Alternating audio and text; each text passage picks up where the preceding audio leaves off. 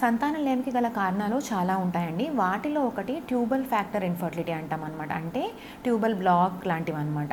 So ఈ tubes అనేవి actually ఎందుకు ఇంపార్టెంట్ ప్రెగ్నెన్సీ రావడంలో, అండ్ ఈ ట్యూబల్ బ్లాక్ని ఎట్లా కనుక్కుంటాము, దానికి ట్రీట్మెంట్ ఎలా ఉంటుంది, అండ్ వేరే డౌట్స్ని మనం ఈ వీడియోలో క్లియర్ చేసుకుందాము. నేను doctor Archana fertility and laparoscopy centre, Nizamabad. నార్మల్గా ఆడవాళ్ళలో గర్భసంచి పక్కన 2 సన్నటి ట్యూబ్ లాంటి స్ట్రక్చర్స్ ఉంటాయండి. వాటిని ఫెలోపియన్ ట్యూబ్స్ అంటాం అనమాట. అవి ఏ విధంగా ఇంపార్టెంట్ అని చూసుకుంటే, నార్మల్గా ఆడవాళ్ళలో ప్రతి నెల ఒక అండము పెరుగుతుంది. అండ్ కరెక్ట్గా అండం విడుదలయ్యే టైంకి, అంటే ఒక 2 వారాల తర్వాత అట్లాగా అండం విడుదలైనప్పుడు ఆ అండాన్ని ఈ ఫెలోపియన్ ట్యూబ్స్ అనేవి అండాన్ని లోపలికి సక్ చేసుకుంటాయి, లోపలికి తీసుకుంటాయి. అండ్ ఆ ట్యూబ్స్లో కొన్ని హెయిర్ లైక్ స్ట్రక్చర్స్ ఉంటాయి అనమాట. వాటిని సీలియా అంటాము. అంటే కొన్ని వేర్ల లాంటి స్ట్రక్చర్స్ ఉంటాయి. వాటి మూమెంట్తో ఆ అండం అనేది ఫెలోపియన్ ట్యూబ్ లోపలికి కదులుకుంటూ వెళ్ళి యాంప్యులా అనే పోర్షన్ దగ్గర, అంటే ట్యూబ్లో 4 భాగాలు ఉంటాయి, వాటిలో యాంప్యులా అనే పోర్షన్ దగ్గర ఆ ట్యూబ్లో ఎగ్ అండ్ మరియు వీర్యకణము, అండము మరియు వీర్యకణము 2 కలిసి ఎంబ్రియో అనేది డెవలప్ అవుతుంది అనమాట. అండ్ ఈ ఎంబ్రియో ఫామ్ అయిన తర్వాత మళ్ళీ ఆ సీలియా యొక్క సహకారంతో లోపలికి గర్భసంచిలోకి కదులుకుంటూ వెళ్తుంది అండ్ గర్భసంచిలో ఇంప్లాంట్ అవుతుంది అనమాట. సో నార్మల్ ప్రెగ్నెన్సీ వచ్చే ప్రక్రియలో ఈ స్టెప్స్ అన్నీ ఉంటాయన్నమాట. సో ఏ కారణం వల్లైనా ఈ ట్యూబ్లో బ్లాక్ వచ్చినా సరే, లేకపోతే ట్యూబ్లో సీలియా అంటున్నాం కదా, సీలియాకి డ్యామేజ్ అయినా సరే, ఈ అండం అనేది ఈజీగా ఫ్రీగా కదులుకుంటూ లోపలికి వెళ్ళలేదు అండ్ ఫర్టిలైజేషన్ ఫలదీకరణ అనేది చెందదన్నమాట. సో అటువంటి కారణాల్లో సంతానలేమి వస్తుంది. ట్యూబల్ బ్లాక్ లేకపోతే ట్యూబల్ డిస్ఫంక్షన్ అనేది అసలు ఎందుకు వస్తుంది అని మనం కారణాలు చూసుకుంటే, దాంట్లో ఫస్ట్ వచ్చే కారణం ఏముంటుందంటే ఇన్ఫెక్షన్స్ ఉంటాయి. ఆ ఇన్ఫెక్షన్స్లో కూడా చాలా రకాల ఇన్ఫెక్షన్స్ రావచ్చు. పిఐడి అంటాం, పెల్విక్ ఇన్ఫ్లమేటరీ డిసీజ్, లేకపోతే క్లెమీడియా, గొనోకోకల్ ఇన్ఫెక్షన్స్, ఆర్ మన ఇండియాలో మోస్ట్ కామన్గా కొన్ని ప్రదేశాల్లో ట్యూబర్కులోసిస్ అంటే టీబీ ప్రివలెన్స్ ఎక్కువ ఉంటుంది. అటువంటి ప్రదేశాల్లో టీబీ వల్ల కూడా చాలా కామన్గా ట్యూబల్ బ్లాక్ అవుతుంది. అండ్ వేరే కారణాలకు వచ్చినప్పటికీ, ఇంతకుముందు ఏమైనా సర్జరీస్ అయితే ఆ అతుకుల వల్ల ట్యూబో ఓవేరియన్ రిలేషన్షిప్ అనేది పాడవుతుంది. అంటే ట్యూబ్ ఓవరీకి కొంచెం దూరం అయిపోవడము, లేకపోతే అతుకుల వల్ల అది సరిగ్గా పనిచేయకపోవడము, దానివల్ల అది ఓవరీలోంచి రిలీజ్ అయ్యే అండాన్ని అది సక్ చేయలేదన్నమాట. సో ఏమన్నా ఇంతకుముందు అయిన సర్జరీస్ వల్ల అతుకులు ఉండడంలో కూడా ట్యూబల్ డిస్ఫంక్షన్ వస్తుంది. అండ్ నెక్స్ట్ వచ్చి ఎండోమెట్రోసిస్ అంటాము. ఎండోమెట్రోసిస్ అంటే ఇంతకుముందు నేను చెప్పాను కదండి, ఎండోమెట్రోసిస్ అంటే గర్భసంచి లోపల ఉండే లైనింగ్ గర్భసంచి బయట ఎక్కడన్నా డిపాజిట్ అవ్వడం, అంటే ఓవరీస్ మీద, అండాశయాల మీద కానీ, లేకపోతే పేగుల మీద, మూత్రం సంచి మీద, లేకపోతే పెల్విస్లో ఎక్కడైనా సరే అది డిపాజిట్ అయ్యి అది ప్రొలిఫరేట్ అవుతుంది. దాన్ని మనం ఎండోమెట్రోసిస్ అంటాం. ఈ ఎండోమెట్రోసిస్లో ఏమవుతుందంటే అతుకులు అనేవి కొంచెం పెరుగుతాయి. దానివల్ల మళ్ళీ ట్యూబ్స్ అనేవి ఈజీగా ఓవరీస్ని సక్ చేసుకోలేవు, ఓవంని, అండ్ అలానే అవి కొంచెం దూరం అయిపోవడము, లేకపోతే వాటి రిలేషన్షిప్ పాడవడము ఓవరీస్తో, వాటి వల్ల కూడా ట్యూబల్ డిస్ఫంక్షన్ వస్తుంది.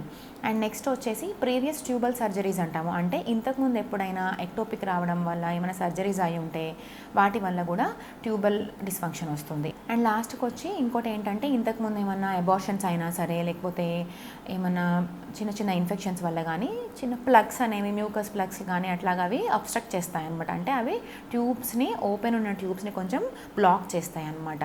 అండ్ ఇవే కాకుండా ఒక్కోసారి ట్యూబ్ ఓపెన్ ఉన్నా సరే అది ఫంక్షనల్లీ ప్రాపర్గా ఉండదన్నమాట. అంటే ట్యూబల్ డిస్ఫంక్షన్ ఉంటుంది. అది ఎటువంటి కండిషన్స్లో ఉంటుందని మనం చూసుకుంటే, ఒకసారి ఏదైనా ఇన్ఫెక్షన్స్ వల్ల సీలియా డ్యామేజ్ అయినా సరే, లేకపోతే హైడ్రోసాల్పింగ్స్ అంటాము. అంటే ట్యూబ్ వాపు వచ్చి ఆ ట్యూబ్లో కొంచెము చెడు రక్తం కానీ, లేకపోతే చెడు పదార్థాలు కానీ జమ అయి ఉంటాయన్నమాట. దాన్ని హైడ్రోసాల్పింగ్స్ అంటాము. హైడ్రోసాల్పింగ్స్ ఉన్నప్పుడు కూడా అక్కడ ఆ చెడు ఫ్లూయిడ్ అనేది ఇంప్లాంటేషన్కి అండ్ ఎంబ్రియోకి మంచిది కాదు, కాబట్టి దానివల్ల కూడా ప్రెగ్నెన్సీ రాదనమాట. సో ఇటువంటి కండిషన్స్లో ట్యూబ్ ఓపెన్ ఉన్నా సరే అక్కడ ట్యూబ్ పనిచేయదన్నమాట. సో ఇటువంటి కండిషన్స్ని కూడా మనము ట్యూబల్ ఫ్యాక్టర్ ఇన్ఫర్టిలిటీ కింద ఇంక్లూడ్ చేస్తాము. సో మనం డయాగ్నోసిస్కి వచ్చేటప్పటికి, సో ట్యూబల్ బ్లాక్ ఉందని మనకి ఎలా తెలుస్తుంది అంటే, దానికి కొన్ని సెట్ ఆఫ్ టెస్ట్లు ఉంటాయండి. దాంట్లో ఫస్ట్ వచ్చేసి హెచ్ఎస్జీ అంటాం, హిస్టోసాల్పింగోగ్రామ్ అంటాం.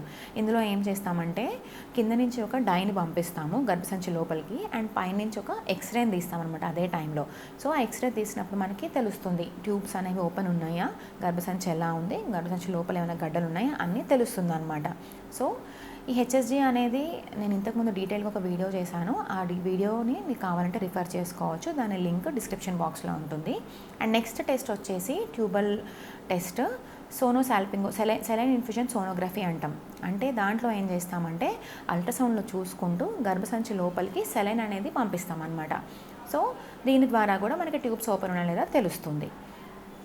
అండ్ నెక్స్ట్ స్టెప్ ఇంకొక టెస్ట్ వచ్చేసి ల్యాప్రోస్కోపీ, డయాగ్నోస్టిక్ ల్యాప్రోస్కోపీ అంటాం అనమాట. అంటే దాంట్లో మనం ఒక మిథిలిన్ బ్లూ అనే డైని ల్యాప్రోస్కోపీలో కెమెరా పెట్టి పొట్టలోకి చూసుకుంటూ మిథిలిన్ బ్లూ అనే డైని గర్భసంచి లోపలికి పంపిస్తాము అండ్ ట్యూబ్ ఓపెన్ ఉన్నాయా లేదా చూస్తామన్నమాట. సో ఈ 3 విధాలుగా మనం ట్యూబ్స్ ఓపెన్ ఉన్నాయా లేదా అని తెలుసుకోవచ్చు. ఈ హైడ్రోసాల్పింగ్స్ లాంటివి ఏమన్నా ఉంటే కనుక మనకి అల్ట్రాసౌండ్లోనే తెలిసిపోతుంది అనమాట.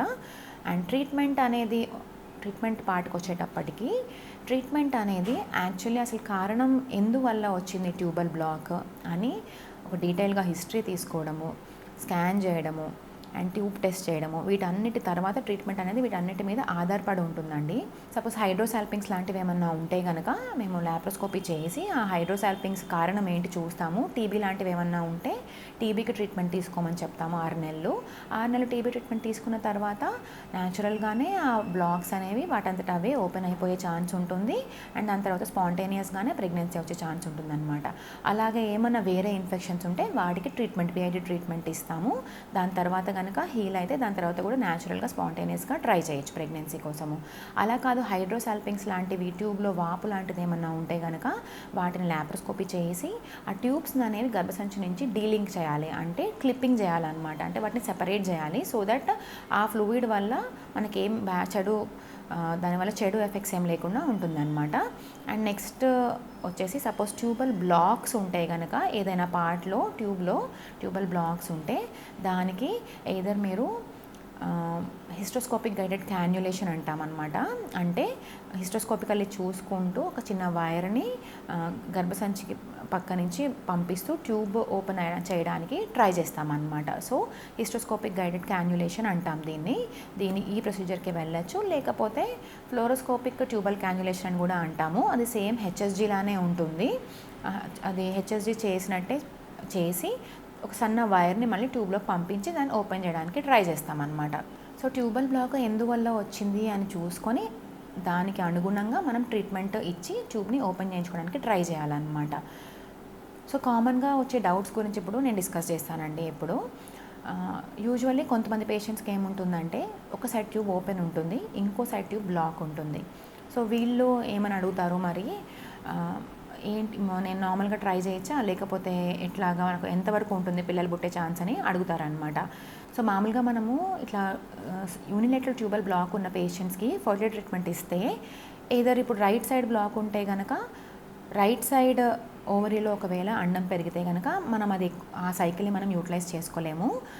లెఫ్ట్ సైడ్ ఓపెన్ ఉన్నప్పుడు ఆ లెఫ్ట్ సైడ్ మాత్రమే ఎగ్ రిలీజ్ అవ్వాలి, అదే సైకిల్ మనం యూటిలైజ్ చేసుకుంటాం అనమాట. సో వీళ్ళకి ఏంటంటే టైం టు కన్సీవ్ అనేది, అంటే ప్రెగ్నెన్సీ రావడానికి పడే సమయం అనేది కొంచెం ఎక్కువ అవుతుంది ఇలాగా. సో మీకు కానీ ఏ విధమైన ట్రీట్మెంట్ ద్వారా కూడాను సపోజ్ హిస్టోస్కోపికల్లీ కానీ ఫ్లోరోస్కోపికల్లీ కానీ మనకి ట్యూబ్ ఓపెన్ చేయలేకపోతున్నాము అనుకుంటే అప్పుడు directly both sides tubal black ఉన్న వాళ్ళు డైరెక్ట్లీ ఐవీఎఫ్కి వెళ్తే బెటర్ అండి. ఎందుకంటే ట్యూబ్ ఫంక్షన్ లేనప్పుడు మీకు న్యాచురల్గా కానీ లేకపోతే ఐయుఐ లాంటి పద్ధతుల ద్వారా కానీ ప్రెగ్నెన్సీ వచ్చే ఛాన్స్ ఉండదు. ఐవీఎఫ్కి వెళ్ళాల్సి ఉంటుంది అనమాట డైరెక్ట్లీ. మేము ఇలాగే కంటిన్యూ చేస్తాము, మాకు కొంచెం టైం అయినా పర్లేదు, మేము వెయిట్ చేస్తాము అనుకుంటే మీరు ఇట్లనే ట్రీట్మెంట్ తీసుకోవచ్చు. లేదు మేము ట్యూబ్ ఓపెన్ చేయించుకుంటాము సో దట్ మాకు కొంచెం టైం తగ్గుతుంది అనుకుంటే కనుక మీరు ట్యూబ్ ఓపెన్ చేయించుకోవడానికి ఎయిదర్ ఫ్లోరోస్కోపికల్లీ కానీ లేకపోతే హిస్టోస్కోపికల్లీ కానీ ట్రై చేయొచ్చు. దాని తర్వాత మీరు ట్రీట్మెంట్ తీసుకోవచ్చు అనమాట. నెక్స్ట్ కామన్ వచ్చే డౌట్ ఏముంటుందంటే ఇంతకుముందు నాకు ఎక్టోపిక్ వచ్చిందండి, మరి ఈసారి కూడా ఒకవేళ నేను ప్రెగ్నెంట్ అయితే ఎక్టోపిక్కే వస్తుందా లేకపోతే నాకు మళ్ళీ గర్భసంచిలో వచ్చే ఛాన్స్ ఉందా అని అడుగుతారు. ఖచ్చితంగా ఇంతకుముందు ఎక్టోపిక్ వచ్చిన వాళ్ళకి మళ్ళీ రిస్క్ ఆఫ్ రికరెంట్ ఎక్టోపిక్ అంటే మళ్ళీ ఎక్టోపిక్ వచ్చే రిస్క్ కొంచెం ఎక్కువ ఉంటుంది నార్మల్ పాపులేషన్ కంటే కూడా. బట్ ఆల్మోస్ట్ 80-90% ఛాన్సెస్ దట్ మీకు ప్రెగ్నెన్సీ మళ్ళీ గర్భసంచిలోనే వస్తుంది. సో మీరు భయపడాల్సిన పని అవసరం లేదండి, టెన్షన్ పడాల్సిన అవసరం లేదు. ఒకవేళ ప్రెగ్నెన్సీ పాజిటివ్ వస్తే ఫస్ట్ నుంచే జాగ్రత్తగా బీటాసిజీ చేసుకుంటూ స్కాన్స్ చేసుకుంటూ అది ఇంట్రా యూట్రైన్ ఉందా లేకపోతే ఎక్టోపిక్ లొకేషన్లో ఉందా చూసుకుంటూ ఫాలోఅప్ చేసుకోవాలన్నమాట. సో ఈ వీడియో మీ అందరికీ ఉపయోగపడుతుంది అనుకుంటున్నానండి. మరొక ఇంట్రెస్టింగ్ వీడియోతో మళ్ళీ నెక్స్ట్ వీక్ వస్తాను. సంప్రదించండి doctor Archana fertility and laparoscopy centre near Bharat lab, Khaleelwadi, Nizamabad. Phone 08462 222 324. Cell 9492492324.